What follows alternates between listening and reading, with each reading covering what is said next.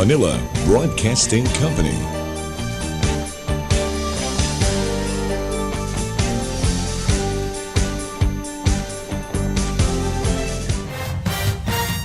The number one radio station in the province of Laguna. This is 106.3 Radyo Natin. Bringing us together, keeping you in touch, Radyo Natin.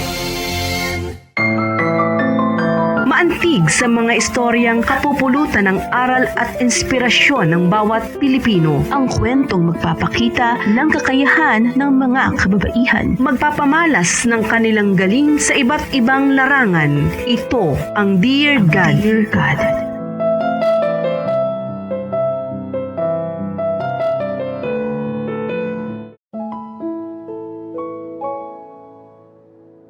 Ang Pasko ay sinasabing panahon ng pagmamahalan at pagbibigayan. Panahon kung kailan ang bawat tahanan ay puno ng tawanan, salo-salo at pag-asang sama-sama nga harapin ang panibagong taon. Pero paano kung ang Pasko, na dapat sana'y nagbibigay liwanag, ay siya ring nagbubukas ng mga sugat na matagal ng pilit tinatakpan? Paano kung sa halip na saya, ang bumalot ay katahimikan, luha at mabibigat na tanong na walang kasagutan? Dear God, ako po si Berna. Isa po akong anak, isang manggagawa, at higit sa lahat, isang breadwinner ng pamilya. Ako po ang sandigan ng aming tahanan, ang inaasahan lalo na sa pinansyal, ang takbuhan kapag may problema ang pamilya. Hindi ako sumulat sa inyo upang sirain ang diwa ng Pasko ng inyong mga tagapakinig. Hindi rin po upang humingi ng awa o simpatya. Sumulat ako upang ibahagi ang isang kwento, ang kwento ng isang Paskong hindi ko kailanman malilimutan. Isang Paskong sa halip na yakap ang aking maramdaman, ay bigat ng responsibilidad ang aking pinasan. Isang Paskong sa halip na regalo ang hawak ko, ay takot at pangamba kung paano ko haharapin ang mga susunod na araw. Isang Pasko, kahit puno ng ilaw ang paligid, ay pakiramdam ko'y nag-iisa pa rin ako sa dilim. Sanay na po akong maging matatag. Sanay na po akong unahin ng iba bago ang sarili ko. Sanay na po akong umiti kahit pagod at magsabing kaya pa kahit sukdulan na. Pero noong Pasko ngayon, Dear God, doon ko po naramdaman na kahit ang mga taong palaging nagbibigay ay napapagod din. Kahit ang mga matagal nang tumatayong haligi ng tahanan ay pwedeng manghina. Ito po ang kwento ng isang anak na pilit na lumalaban para sa pamilya, ng isang breadwinner na ubos na ang laman ng bulsa pero patuloy pa rin nagbibigay ng puso. Ito po ang kwento ng isang Paskong nagturo sa akin na ang pagmamahal, kahit wagas, ay minsan ding nasusubok at ang pagbibigay, kahit taos sa puso, ay may hangganan.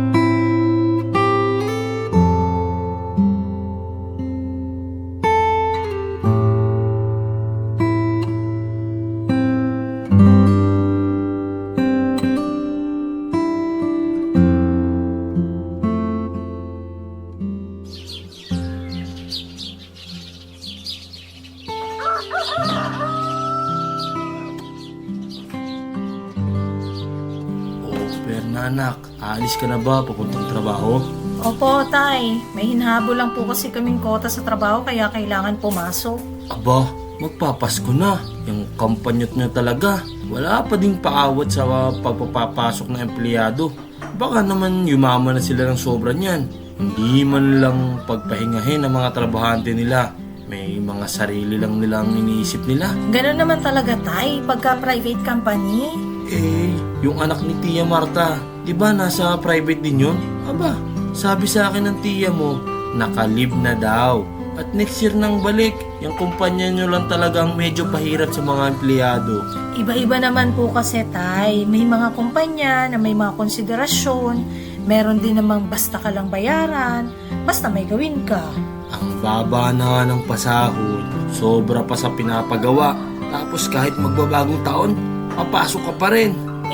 Opo, may shifting kasi. Kailangan may magbabantay. Tsaka, sabi ko nga po sa inyo, may target po na kailangang habulin. Di ba holiday na yun, anak? Isang beses lang sa isang taon yun. Hindi ka man lang makakasabay sa salubong. Sanay na po ako, Tay. Ilang taon na rin naman pong ganito. Minsan nga Pasko, minsan bagong taon, minsan pareho. Masakit sa akin. Bilang ama, parang trabaho mo na lang ang kumakain sa buhay mo. Hindi po trabaho, Tay, kundi pangangailangan. Kailangan kong pumasok kasi merong umaasa. Alam ko. At hindi ko ikinakaila na kasama kami roon. Pero minsan, naiisip ko, hanggang kailan ka ganyan? Hanggang kaya ko pa, Tay. Hanggang may lakas pa ako. Hanggang may sahod pa sa katapusan. Paano kung magkasakit ka, ha, anak? Paano kung mapagod ka na ng tuluyan? Hindi pwedeng magkasakit ang breadwinner, Tay. Walang leave sa pagiging sandigan. Kung pwede lang, sana sabihan mo sa boss mo na tao ka rin, na may pamilya ka rin, na gusto mo rin magsimula ng bagong taon, na may pahinga. Sinubukan ko na po yun, Tay. Alam mo ba, ang sinabi lang sa akin, marami daw aplikante sa labas. Ang ibig sabihin, madali kang palitan. Sa papel, opo. Pero sa bahay na to, sana naman hindi. Bernanak, kahit kailan, hindi ka mapapalitan dito. Pasensya ka na kung hindi ka namin kayang ipagtanggol laban sa pagod mong yan. Hindi ko po kailangan ng pagtatanggol, Tay. Ang kailangan ko lang naman po ay konting pag-unawa. Nakakapagod din naman po, di ba? Hindi ako sa nagdadamot, kaya lang, alam mo yun, ubus na talaga. Anak, sa bagong taon, anong gusto mong hilingin? Alam mo, Tay, sana sa susunod, pagka halimbawa man pwedeng humiling, sana hindi na ako naka-uniforme. Na sana, kasama ko na kayo sa mesa, hindi sa oras ng uwian. Anak, darating din yun. Naniniwala ako. Darating din yung pagkakataon na yun. Ay, sana nga po. Kasi kahit matatag ako, Tay, alam mo, nakakapagod din pala maging matapang. Ay siya, Tay, kailangan ko na pong umalis at late na ako. Sige anak, mag-iingat ka sa biyahe. Alam mo bang sobrang traffic ngayon? Eh siya, salamat po, Tay. Ibibilisan ko na nga po at baka ma-traffic na naman ako nito. Sayang naman kung ikakaltas pa yun sa sahod ko.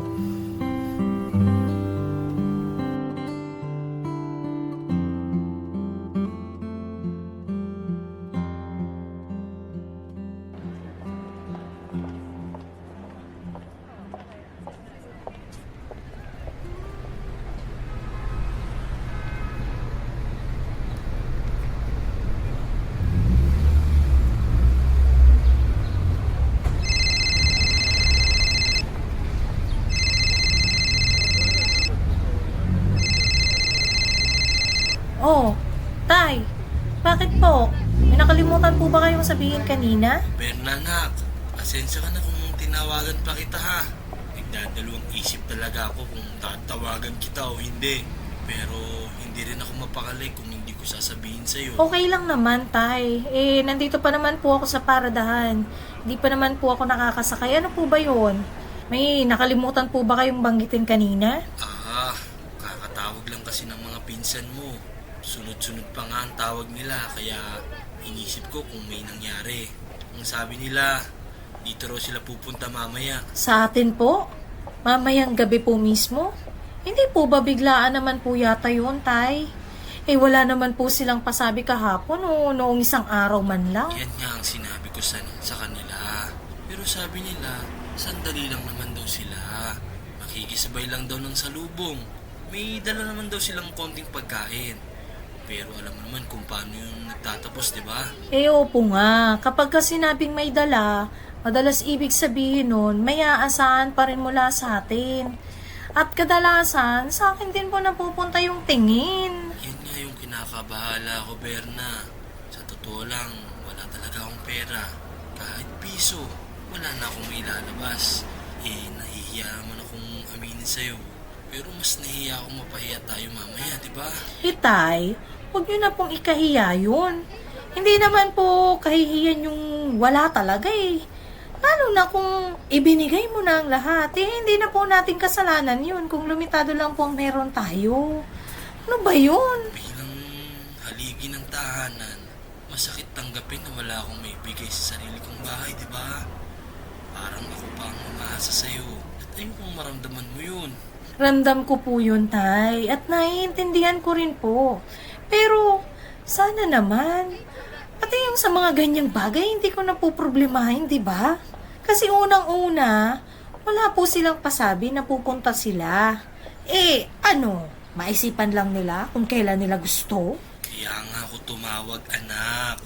Hindi para humingi, kundi para magsabi. Ayokong magulat ka sa mga mangyayari mamaya. Ang pinoproblema ko, anak, yung pambigay sa mga pinsan at kamag-anak natin na pupunta. Meron tayong panghanda, pero syempre, nag-i-expect ang mga yun. Lalo pa dadalhin daw ang mga anak nila na meron tayong ibibigay kahit pera. Eh, ano bang akala nila sa atin, Tay, ha? Mayaman? Eh, katulad din naman nila tayo, kinakapos din. Aba, ang trabaho ko naman ay hindi trabaho pang manager. Alam ko naman yun, anak. Eh siya, sige na nga. Hayaan mo. Tingnan ko kung makakadiskarte ako. Kesa naman mapahiya tayo sa kanila. Baka sabihin, nagbago na tayo porket nagkatrabaho ka na. Ay, nako, Tay. Hayaan nyo sila kung anong iisipin nila. Hindi naman natin yun ikamamatay. Basta kung ano lang meron tayo, yun na lang pagdamutan natin. Pag nakaraos-raos tayo, saka na lang tayo bumawi sa kanila. Sige, anak. At baka malit ka pa sa trabaho. Ay, siya. Sige, Tay. Paalis na din tong sasakyan. Mamaya na lang ako tatawag sa'yo. Bye. Ano ba tong mga pinsan kong to? Ano akala nila sa amin, anak ng milyonaryo? Akala siguro pinupulot ko lang ang pera. Bah, magpapasko at mag-New Year, niyayamot ako. Teka, sino ba itong nag-chat sa akin? Ah, si Sweet pala. Ano na naman kaya ang chinat nitong bruhang to? Baka naman hindi na naman papasok. Kaya siya, sige nga, basahin ko nga muna. Burn. Bad news. Hanggang katapusan na lang tayo sa trabaho? Ha? Ano ba pinagsasabi ng babaeng to? Hindi naman nalulugi ang kumpanya para hanggang katapusan na lang kami. Aba, eto'y magpapalit na ng taon, prankster pa din. Ewan ko nga sa yung babae ka. Mamaya na ako papatol sa mga pinagsasabi mo. Matutulog muna ako at mahaba pa ang biyahe ko papuntang trabaho.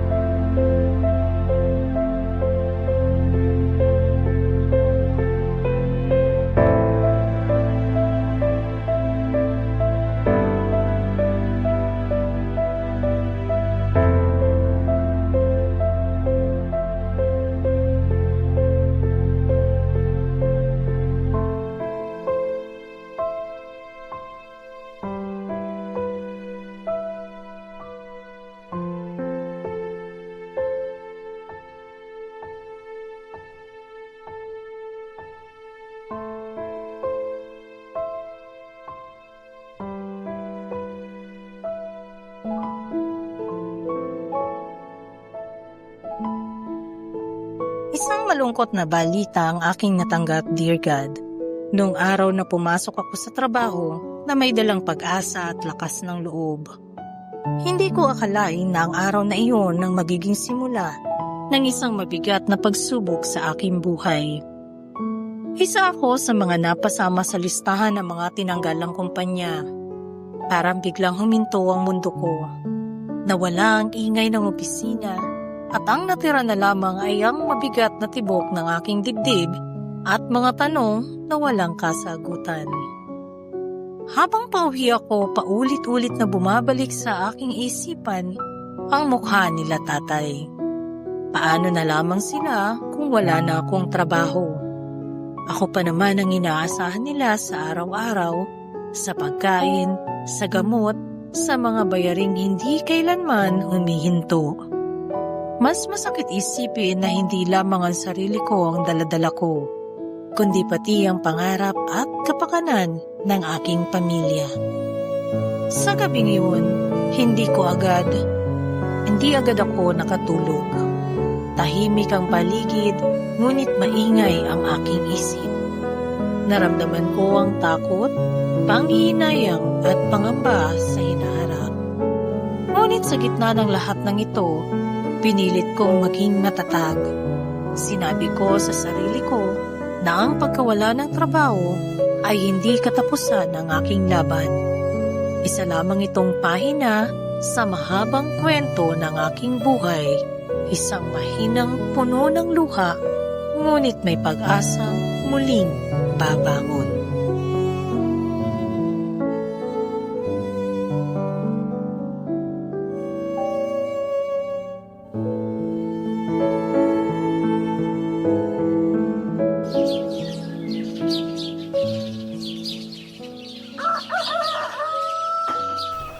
Anak, alam mo ba, pupunta raw ang mga pinsan mo dito mamaya?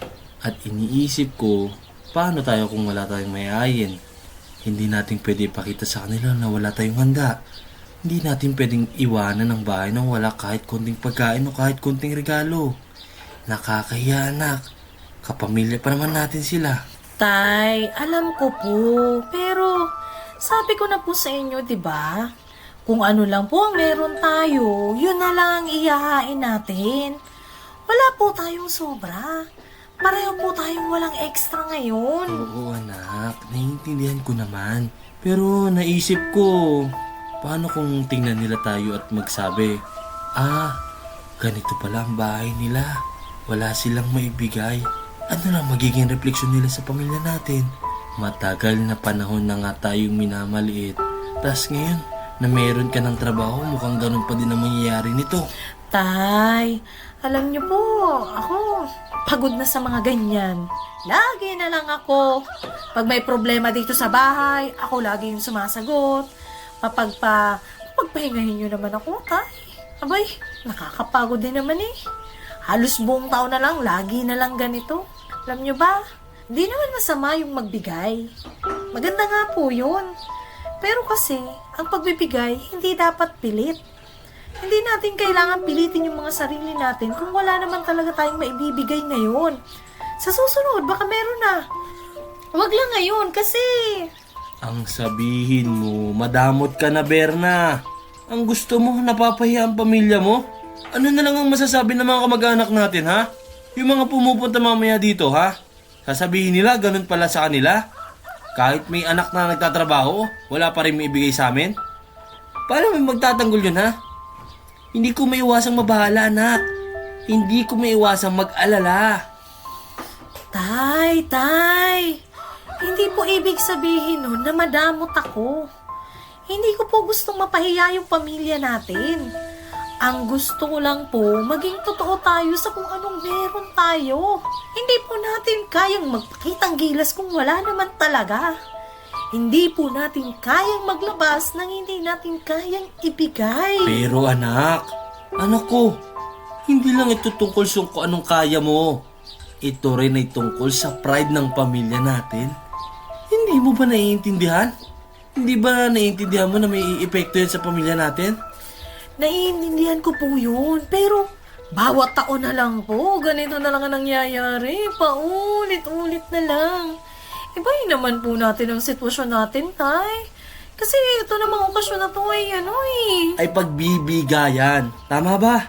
Sa madamot ka nga, kaya hindi tayo para dito. Tama yun, tay. Pagbibigayan. Pero ang sinasabi ko, Bukal sa loob. Paano ka magbibigay kung wala ka namang ibibigay? Di ba mas mahirap po yun? Anak, kung ganun ang ugali mo, ang masasabi lang nila, ganun pala, kahit may trabaho, hindi marunong magbigay sa mga anak namin. Alam mo ba kung gaano kahirap sa akin isipin yun mamaya, ha? Ay siya, sige po tay. Gagawan ko po ng paraan. Kaysa naman pumapahiya kayo. Mahirap nga naman, magpapasko, hindi natin sila mapapasaya. Siya, sige po. Hayaan nyo. Bago po sila pumunta dito mamaya, makakahanap ako ng may pambibigay sa kanila. Diyan na po muna kayo at papasok na ako sa kwarto. Sige anak, salamat. Kung alam mo lang, tay, kung alam nyo lang talaga yung pinagdadaanan ko ngayon, kung alam nyo lang na halos araw-araw, kinikimkim ko yung pagod at lungkot sa trabaho, na sa bawat oras na binibigay ko sa kumpanya, parang wala rin. Parang wala rin namang nakaka-appreciate. Malalaman nyo lang na wala na akong trabaho. Pero, paano ko pa sasabihin sa inyo? Paano ko sasabihin sa inyo na yung breadwinner nyo ay hindi nyo maaasahan ngayon? Bakit ganun? Bakit parang kahit anong gawin ko, parang kulang pa rin yung pera sa bahay na to?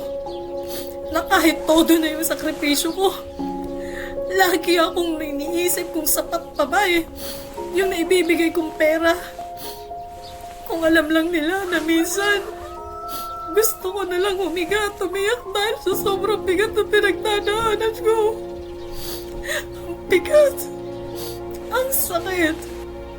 Parang pinipilit ako ng mundo na maging matatag kahit wala na talaga Kahit ubos na ako. Pilit akong tinuturo ng lahat ng mata na, sige, magbigay ka pa. Magpakita ka pa ng effort. Kahit wala na akong maibigay. Kahit wala na akong maibigay sa kanila. Ngayon sinasabi ni tatay na magbigay ako kahit kaunti. Kahit wala na ako. Kahit pagod na ako. Kasi para hindi dumapahiya yung pamilya namin. Sino ba siya? Sino ba ang iniisip nila, ha? Sino bang naiintindihan ng puso ko? Sino bang nakakaalam na bawat desisyon ko, bawat sentimo na hawak ko, pinag-iisipan ko ng gusto? Para lang hindi masaktan sila. Para lang hindi masira ang pride ng pamilya. Kung alam lang nila, siguro, hindi sila magtatanong. Siguro, hindi nila ako pipilitin sa mga bagay na hindi ko kayang ibigay sa kanila. Pero ako lang ang nakakaalam ng totoo Ako lang nakakaalam kung gaano kabigat yung bawat hindi at bawat kakayanin ko pa na sinasabi ko sa sarili ko. At kahit ngayon, kahit galit, kahit napapagod, alam kong kailangan kong huminga. Kailangan kong kumilos. Kailangan kong gumawa ng paraan para kahit konti lang, kahit maliit lang, may maibigay ako sa mga kamag-anak mamaya. Kaya kahit na masakit, kahit na parang ako na lang yung laging nag-a-adjust, sige, gawa natin ang paraan yan. Diba? Brenda, kaya mo yan? Para sa pamilya mo. Para sa sarili ko. Para maramdaman ko man lang na kahit sa maliit na paraan, hindi ako nagkulang sa kanila. Ay, buhay ito. Bakit lagi nilang ganito, Lord? Kailan ba ako makakaahon? Tulungan mo naman po ako. Tulungan mo naman po ako. Si Randy, tumatawag. Hello? Babe? Oh, ba't napatawag ka? Hello babe, tuloy ba tayo mamaya? Nagsabi na ako kila mama na dito ka na magpapasko. At umokay naman siya. Sa katunayan nga, pinapupuntan niya yung iba naming pamangkin para daw mapapaskuhan mo. Kaunin na lang kita, babe, para di ka na mag-commute pupunta dito. Para abot pa din tayo sa kainan. Ano, G? Baka hindi, babe. Kasi pupunta raw dito yung mga kamag-anak ni tatay mamaya. Sabi niya, kailangan daw na nandito ako para may maihain at hindi mapahiya yung pamilya. Alam mo naman, babe, kahit wala akong sobra, kailangan ko pa rin gumawa ng paraan. Kailangan ko pa rin ayusin yung mga bagay-bagay kahit sobrang pagod na ako. Babe, okay ka lang ba? Ba't ganyan yung boses mo? Okay lang ako, babe. Parang mabigat yata yung iniisip mo, ha? Parang may pinapasan ka na hindi mo kayang sabihin sa akin. Wait lang, umiyak ka ba? Babe, alam mo, Hindi. pwede mong sabihin sa akin ang lahat. Hindi mo kailangang itago yung lungkot o yung sama ng loob mo. Ano ka ba, babe? Napuwing lang ako. Kasi naalala ko lang yung lahat ng mga pinagdaanan ko sa buhay. Na kahit gaano ako nagsisikap, parang di pa din pala sapat. Na kahit gaano ako magtrabaho, parang lagi pa rin kulang. At ngayon, kailangan ko pang harapin yung mga pisa mo mamaya. Kailangan ko pang ipakita na kaya kong magbigay kahit maliit. At alam mo yun, ubus na Babe, ako eh. huwag mong itago sa akin. Hindi mo pa naisip na mas makakagaan kung sasabihin mo sa akin yung totoo? Ano ba nangyari, babe? Bakit parang may tinatago ka sa akin? Babe, nawalan kasi ako ng trabaho eh. Tinanggal ako, babe. Hindi dahil ayaw ko magtrabaho kundi dahil hindi ko, wala eh. Nagpasya na lang yung kumpanya na tanggalin ako eh. Sobra na eh. Sobrang pagod ko na eh. Hindi ko na alam kung paano pang gagawin ko. Ano, babe? Anong ibig sabihin nun? Paano mo hinayaan yun? Paano mo napabayaan ang trabaho mo? Hindi ko pinabayaan, babe. Hindi ko maintindihan, babe. Di mo ba naisip kung gaano kahalaga ang trabaho mo sa atin? Alam ko yun. Hindi ko rin alam kung anong sasabihin ng mama ko, babe. Alam mo naman na hindi niya gusto yun nang wala kang trabaho. At wala rin akong trabaho ngayon, di ba? Kung wala kang trabaho, paano natin tataguyod yung bubuuin nating pamilya?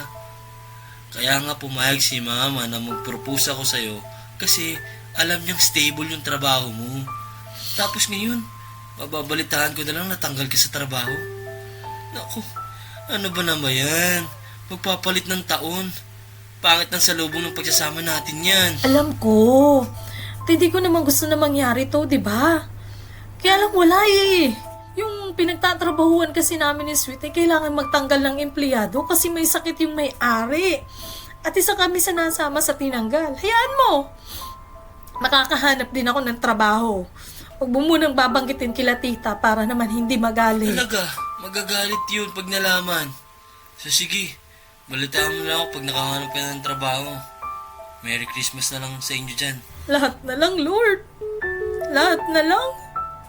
Bakit pakiramdam ko lahat na lang ng pagsasakripisyo pinasalo mo na sa akin? Sa pamilya, pati sa pagmamahal. Wala ka nang tinira eh. Napapagod din naman ako. Pagod na ako, Lord. Tulungan mo naman ako. Tulungan mo naman ako.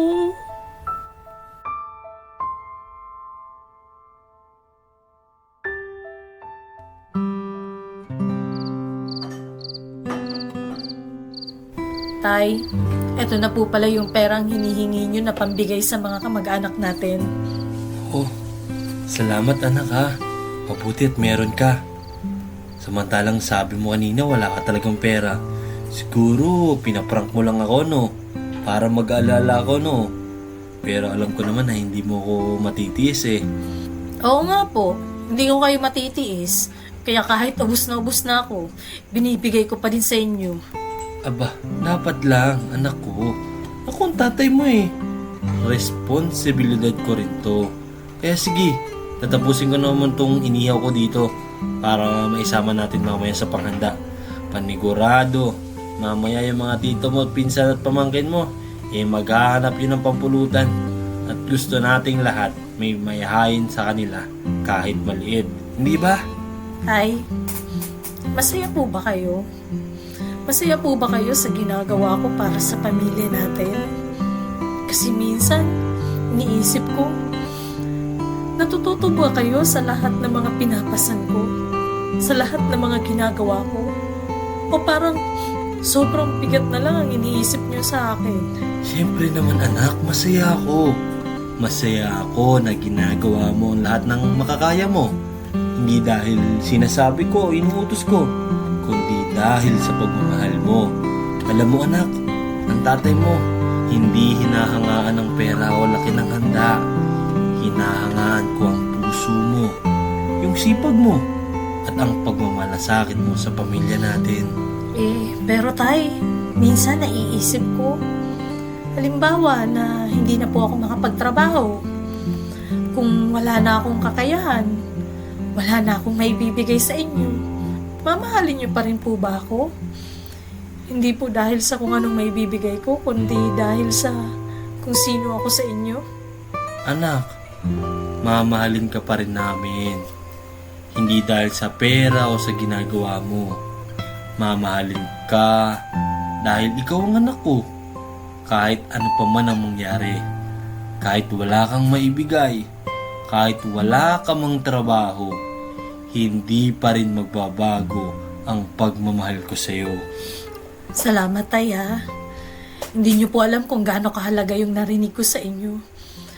Kahit pagod, kahit wala, kahit ubos na ako, ramdam ko na may dahilan pa rin ang lahat ng ginagawa ko. Anak, ba't ganyan ang sinasabi mo? Magpapasko, naging emosyonal ka na. Bakit ba? May problema ka ba? Tay, may sasabihin po sana ako sa inyo. Ano? Tay, nawalan po ako ng trabaho Ha? Paano nangyari yun? Lagi ka namang pumapasok, di ba? Kahit nga holidays, pinapasukan mo. Paano nangyaring nawalan ka ng trabaho? Anak naman, hindi magandang biro yan ha. Alam mo naman na ikaw lang inaasahan namin. Tay, wag ho kayong mag-alala. Maghanap po ako ng trabaho pagtungtong po ng January. Alam ko naman po na ako lang naman po yung inaasahan ng pamilya natin. Wag ho kayong mag-alala, hindi ko naman ho kayo pababayaan. Dapat lang anak, kasi mahina na din kami. Kaya nga namin sinikap na magtapos kayo para kayo naman ang bahala sa amin. Pag tumanda kami, di ba?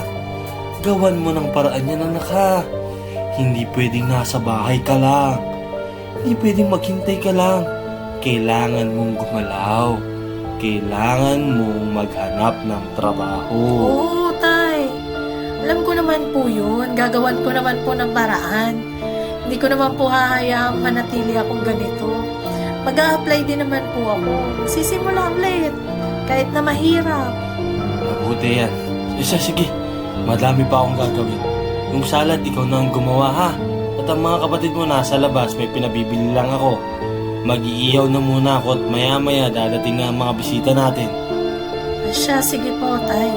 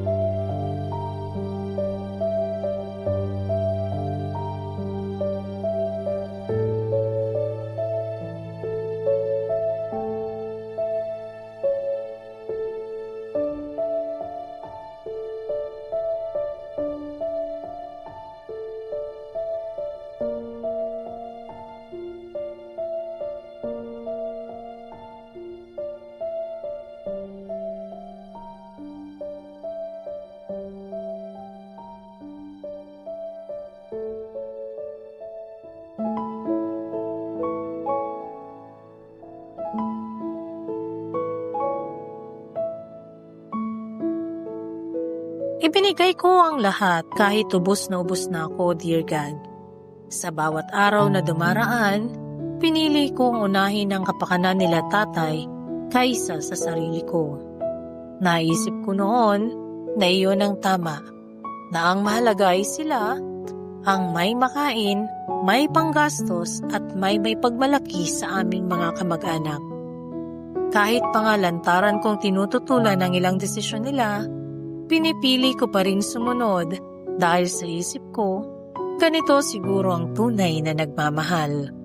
Patuloy na nagbibigay kahit masakit na. Ginawa ko ang lahat upang mapanatili ang magandang imahe ng aming pamilya sa mata ng iba.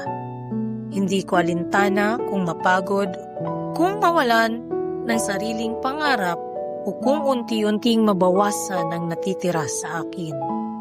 Basta ang mahalaga, hindi sila mapahiya, hindi sila mapag-usapan, at hindi sila magkulang sa anumang pangangailangan. Sa prosesong iyon, natutunan kong itikom ang bibig ko at itago ang mga hinanakit na matagal nang naghahanap ng boses. Ngunit sa walang humpay na pagbibigay, dear God, unti-unti ring naglalaho ang mga pangarap ko. Ang mga pangarap na sana balang araw ay makita nila ang aking halaga bilang tao, hindi lamang bilang tagapagbigay. Sa bawat bigay, pakiramdam ko'y may bahagi ng sarili kong unti-unting nauubos. Hindi na lamang pera o sentimo ang nawawala, kundi ang aking lakas, dignidad at pag-asang kalang araw ay mauunawaan nila ang sakripisyong tahimik kong binibitbit. Dumating ako sa puntong na pagtanto ko na ang tunay na mahalaga ay hindi lang ang binibigay, kundi ang taong nagbibigay. Nasa likod ng bawat sakripisyo ay may pusong napapagod, nasasaktan at naghahangad ding mahalin at pahalagahan. Mahal ko sila, ngunit sa pagmamahal na iyon, natutunan ko rin kung gaano kahalaga na huwag kalimutan ang sarili dahil kahit ang pinakamatibay na puso ay may hangganan din.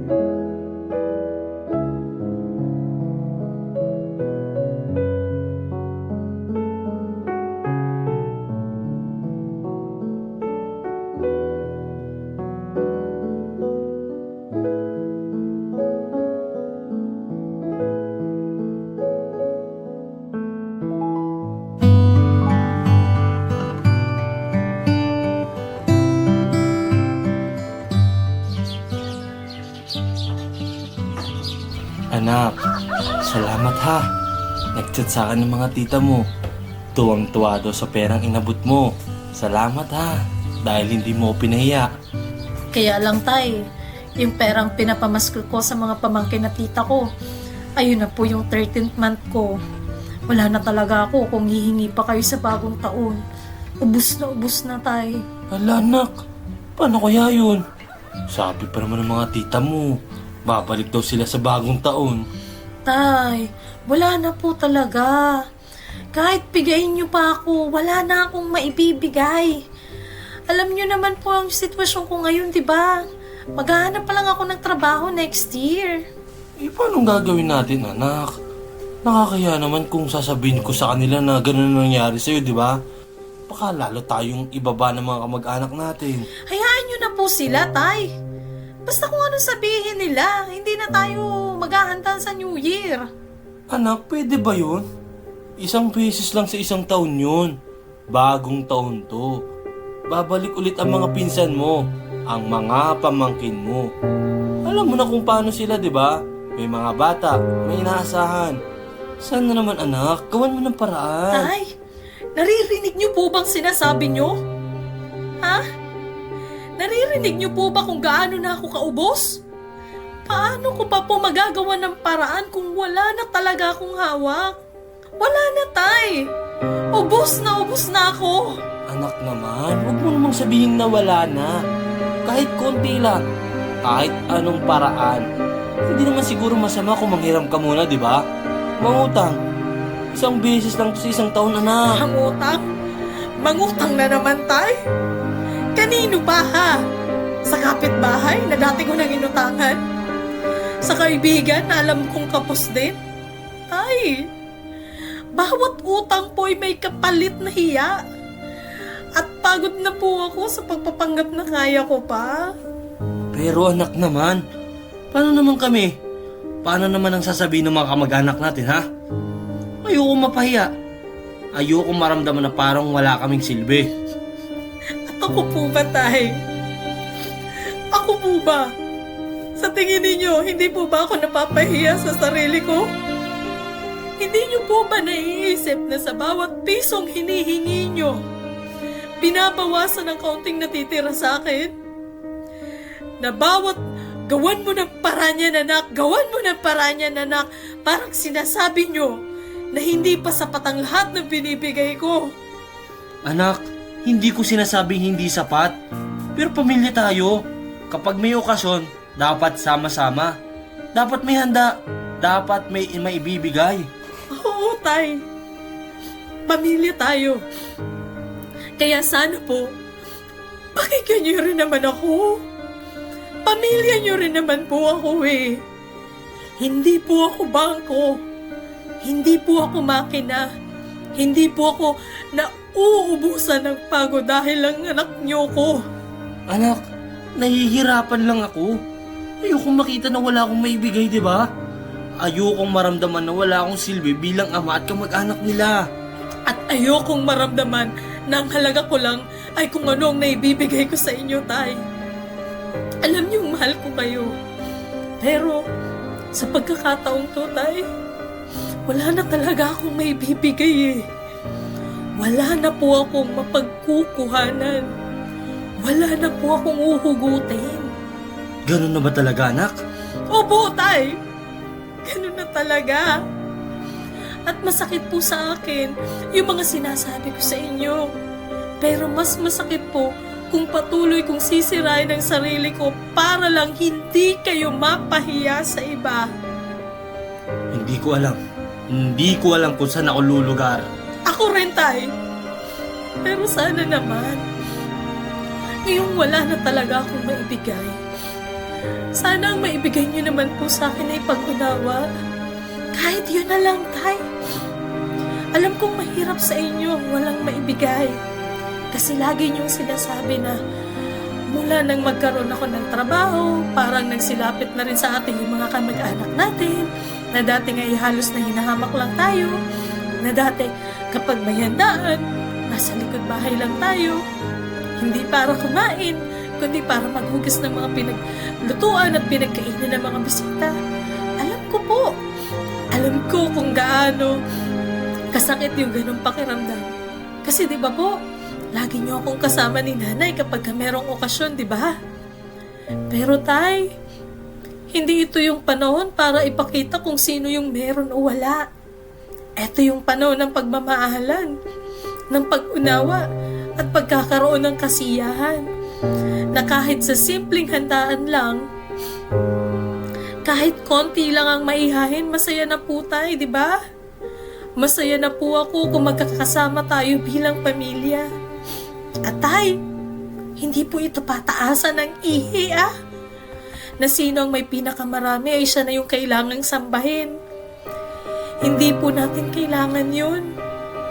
Ang mahalaga, tay, kahit konti, kahit maliit, basta nagmamahalan tayo at naiintindihan natin ang isa't isa. Yun naman po ang mahalaga, di ba? Yun ang mahalaga kaysa sa pera, kaysa sa material, kaysa sa anumang handa o sa anumang sobrang pera. Anak, alam mo, ramdam ko. Ramdam ko ang sinasabi mo. At tama ka. Siguro nga, masyado kaming nakatingin sa kung ano ang maibibigay mo.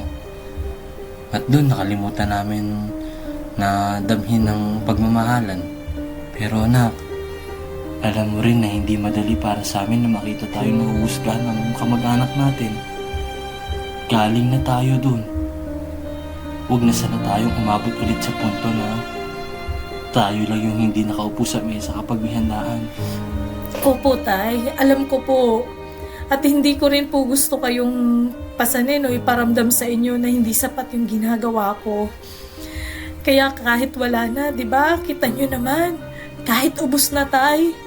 Ginagawa ko pa rin yung lahat para sa pamilya natin. Pero alam mo ba, Tay?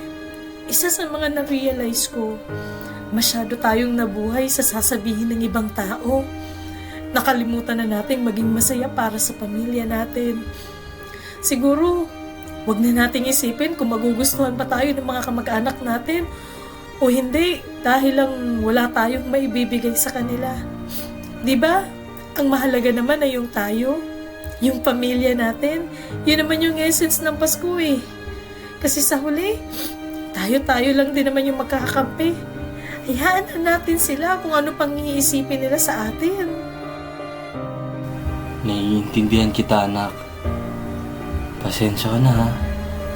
Oo, tama ka. Dala siguro ng mga naranasan ng pamilya natin kaya pinipili ko na makiayon sa kanila. Hayaan mo, hindi na ito mauulit. Hindi na din ako hihingi sa'yo para hindi ka na maabala. Tama nga naman, inasa lang namin sa'yo yung lahat. Wala naman kasi kami anak na ibang aasaan eh. Pero siguro, kaya ko pa naman magtrabaho. Malakas pa naman ako. Siguro may tatanggap pa naman sa akin to kung sakali. Basta sige anak, magpahinga ka na muna. Tay, hindi naman po ganun yung gusto kong sabihin eh. Tay!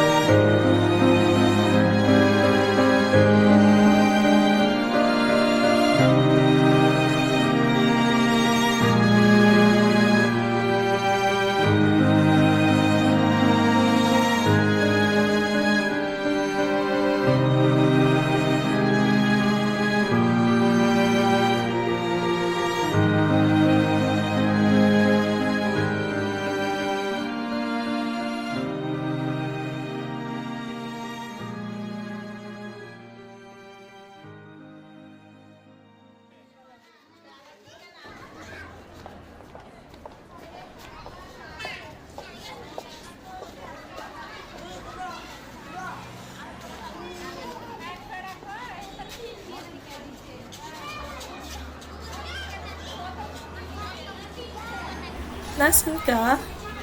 Pwede mo ba akong sunduin? Gusto ko lang nung makakausap ngayon eh. Sobrang down na talaga ako, babe. Naku babe, busy ako eh. May pinapagawa sa akin si mama kaya hindi kita masusundo. Pasensya ka na ha. Ah, ganun ba? Ay siya, sige babe. Dito na nga muna ako sa plaza na madalas naming pinagtatambayan ni Randy para magpahangin. Bakit naman kasi ganun si tatay eh? Hindi niya ako maintindihan. Hirap na akong ipaliwanag ang sarili ko. Ano pa ba kulang, Lord? Sinusubukan ko namang ibigay sa kanila yung lahat pero bakit pakiramdam ko kulang na kulang pa din? Hindi pa din sapat. Bakit hindi nila makita yung intensyon ko? Ni kamustahin nga, wala eh. Tapos, ang gusto nila, lagi dapat yun ang masunod. Ang hirap. Hirap. Teka, si Randy ba yun? Sino yung kakbay niya? Randy, sino siya? Bakit hindi mo sinabi sa akin na may kasama ka pala ha? Akala ko ba busy ka? Ano to? Berna, hindi mo na kailangan pang talungin yun ha. Hindi mo na kailangan pang mag-assume. Alam mo na kung sino yun at anong nangyari. Hindi to simpleng bagay para paliwanag ko sa'yo ha. Alam mo ba kung bakit ganito ang sitwasyon? Sabi ni mama, hindi ka niya gusto. Hindi niya gusto yung relasyon natin. At alam mo kung bakit? Kasi nalaman niya na wala ka ng trabaho. Hindi mo may bibigay sa akin yung mga bagay na gusto ko dahil wala ka namang pinagkakakitaan. Randy, hindi mo naiintindihan ang lahat. Hindi mo naiintindihan kung gaano kabigat ang pinapasan ko araw-araw. Hindi ko ginawa ito para pabayaan ka o pabayaan ang sarili ko. Alam mo, ubus na ako kahit wala na nga. Kahit pagod na nga, pinapakita ko pa rin yung pagmamahal ko sa pamilya. Para sa'yo, sa lahat. Tapos ganito lang ang gagawin mo sa akin.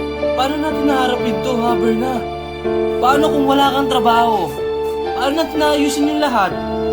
Paano mo ipapaliwanag sa nanay ko yung sitwasyon natin? Paano ko ipapakita sa kanya na kaya mo pa rin maging responsable at naisip mo ba na yung kinabukasan natin? Hindi mo ba naisip kung gaano kahirap sa akin na ipaglaban yung relasyon natin kapag hindi mo na kaya supportahan yung sarili mo? Randy, ipaniliwanag ko naman sa'yo, di ba? Na iniisip mo na dahil wala akong trabaho, kaya wala na akong halaga? Ang tindi mo din naman, ano? Hindi mo naiintindihan yun na kahit wala, pinapakita ko pa rin yung pagmamahal ko sa'yo? Pinapakita ko pa rin na kahit mahirap, kahit pagod na, kahit wala na, nagmamahal pa rin ako sa'yo. Ginagawa ko pa rin ang lahat para sa pamilya, para sa atin. Berna, hindi ko alam. Hindi ko alam kung paano natin to aayusin. Pero isa lang ang sigurado ako. Wala na tayo. Kung mahal mo ko, Randy, dapat inunawa mo ko. Kailangan mo ring makita na hindi lang ako kung ano yung kaya kong ibigay sa'yo, kundi ako bilang tao, bilang mahal mo. Kailangan mo rin makita yung puso ko, yung mga lahat ng mga sakripisyo ko at pagmamahal ko kahit wala akong maibibigay na material na bagay. Pero Berna, hindi mo ba yung kung gaano kabigat sa akin ang lahat ng to? Kung paano natin haharapin yung mundo sa labas? Kung paano natin aayusin yung pamilya natin? Kung paano mo ipapaliwanag sa nanay ko na kahit wala kang trabaho, karapat dapat ka pa rin na sa pagmamahal ko. Kilala mo yung nanay ko. Kaya please lang, maghiwalay na tayo. Tama na tong relasyon natin, Berna. Kasi sa totoo lang, nasasakal na rin ako. Hindi ako nag-i-enjoy sa'yo. Wala na yung excitement na hinahanap ko. Ha? Excitement pala? Kaya ka ba tumikim ng ibang putahe kasi sawa ka na sa hinahain ko? Oo, matagal na. Tinitiis ko lang yung kasi sabi ng mama ko wag ka daw iwan. Pero ngayon na sinabi na niya na makipaghiwalay na ako sa'yo, wala nang dahilan para magpatuloy pa tayo sa relasyon natin. Nang dahil lang wala na akong maibibigay sa'yo, kaya iiwan mo na ako. Alam mo, wala ka din pinagkaiba sa mga kakilala ko. Nag-i-stay lang sa akin dahil may pakinabang ako. Ngayon, nawala na, itatapon mo na lang ako na parang isang basura. Siya, sige! Kung yan ang gusto mo, hindi na ako para maghabol sa'yo. Sino ka ba? Hindi ka naman gwapo para habulin ko pa. Pagsama kayo, saksak mo sa baga mo ang nanay mo! No, babe. Halika na nga dito. Baliw na itong babaeng to. Lord! Grabe! Pumaldo na ako ngayong taon. Please, tama na. Tama na yung challenges. Jackpot na ako, oh. Jackpot na. Kung sa raffle, hindi ako nabubunot. Pero dito, paldo na ako eh. Tama na, Lord. Pagod na ako. Pagod na.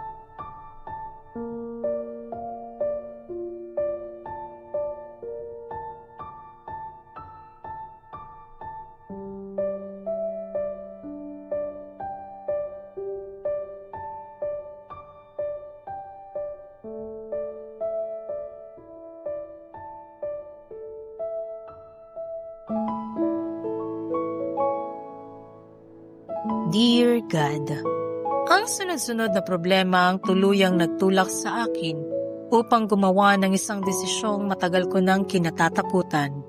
Ito ang umalis sa aming tahanan noong bagong taon ding yun. Hindi iyon madaling hakbang. Kasabay ng pagsalubong ng panibagong taon ay ang pagbitbit ko ng pagod, sakit at mga tanong kung hanggang kailan ko pa kakayanin ang lahat. Aaminin ko, napagod na ako. Napagod sa pagbibigay na tila walang hanggan, sa pagiging sandigan ng lahat, kahit ako mismo ay unti-unti nang bumibigay. Mas masakit pa, sa pagod ang pakiramdam na parang wala man lang nakakakita o nakaka-appreciate ng lahat ng ginagawa ko. Sa bawat sakripisyo, parang lalong nadaragdagan ang inaasahan, ngunit hindi ang pag-unawa. Sa mga panahon ngayon, ang gusto ko na lamang ay huminga. Huminga mula sa matinding pressure, sa bigat ng pagiging breadwinner, at sa pakiramdam ng pagiging isang failure sa buhay. Gusto kong maramdaman kahit sandali na ako naman ang inuuna, na hindi ako obligasyon, kundi isang taong may karapatang mapagod at magpahinga. Ilang linggo din akong hindi umuwi sa amin. At sa mga linggong iyon, Dear God, unang beses kong naramdaman ang katahimikan ng isip. Walang sigaw ng pangangailangan, walang paalala ng kakulangan, at walang mabigat na responsibilidad na kailangang pasanin. Sa katahimikang iyon, unti-unti kong nakilala muli ang sarili ko, matagal ko nang nakalimutan. Ngunit sa huli, hindi ko pa rin natiis ang pamilya ko. Lalo na nang marinig ko ang iyak ni tatay sa kabilang linya ng telepono. Humihingi ito ng tawad at nagsasabing umuwi na ako. Sa mga salitang iyon, muling bumalik ang lahat ng emosyon. Ang pagmamahal, ang awa, at ang obligasyong matagal ko nang sinusubukang takasan. Umuwi ako hindi dahil sa handa na akong buhatin muli ang lahat, kundi dahil mahal ko sila. Ngunit sa pagbabalik ko, dala ko na rin ang isang aral, na ang pag-alis ko ay hindi tanda ng pagiging masamang anak, kundi isang paraan ng pagligtas sa sarili. At kahit mahirap, natutunan ko ang pagmamahal sa pamilya ay hindi dapat mga hulugan ng tuluyang pagkawala sa sarili. Nawa, itong aking liham ay magsilbing salamin ng isang pusong napagod ngunit patuloy na nagmamahal. Isang paalala na sa bawat bigay ay may pusong napupuno rin at sa bawat sakripisyo ay may taong nangangailangan din ng pag-unawa, respeto at pagpapahalaga. Hanggang dito na lamang po, nagmamahal, Berna.